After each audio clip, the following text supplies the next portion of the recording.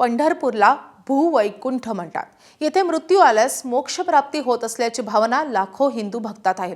पण दुर्दैवाने सध्या येथे मृत्यू झालेल्या मृतदेहाच्या तोंडात घालण्यास पाणी देखील उपलब्ध नसल्याने चंद्रभागेचं घाण पाणी मृतदेहांच्या तोंडात टाकायची वेळ आली आहे। गेल्या अनेक दिवसांपासून पंढरपूर येथील वैकुंठ स्मशानभूमीत असणारा एकमेव हा पंप बंद अवस्थेत पडलाय आणि त्यामुळे अंत्यसंस्कारासाठी येणारे नागरिक मृतदेहाला शेवटचं पाणीही पाजू शकत नाहीयेत।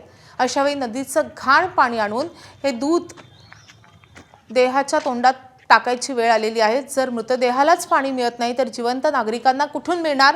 आणि यामुळे अंत्यसंस्कारासाठी आलेले नागरिकही आता नगरपालिका प्रशासनाच्या विरोधात संतप्त झालेत। किमान मृतदेहाला शेवटचं पाणी पाजायची तरी व्यवस्था करा, अशी संतप्त मागणी मृतांचे नातेवाईक करतात। मुलगा वारला इथं पाहुण्याचा, त्या टायमाला इथं आलो, कसलीच पाण्याची सोय नाही, हापसा सुद्धा बंद आहे। खाली नदीला आणलं, नदीला पाणी घाण आहे, तसलं घाण पाणी पाजायची वेळ आली। शेवटच्या क्षणाला माणसाला पाणी तरी चांगलं पाहिजे प्यायला। इथं नगरपालिकेनं लक्ष देऊन खरंच इथं काहीतरी चांगल्या उपाययोजना पंढरपूरकरांसाठी केल्या पाहिजेत। आमचे नातेवाईक वारले होते, इथे कोणतीही पाण्याची व्यवस्था नाही, बोर वगैरे बंद आहे, हापसा वगैरे बंद आहे। आम्हाला दुरून पाणी आणायला लागले, इथं कुठली सुद्धा पाणी व्यवस्था नाही। वैकुंठ हिंदू स्मशानभूमीची अवस्था अतिशय खराब झालेली आहे।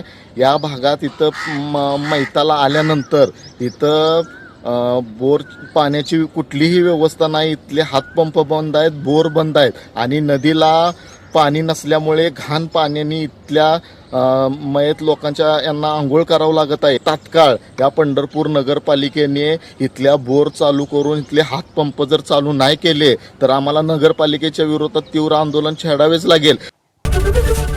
एबीपी माझा, उघडा डोळे बघा नीट।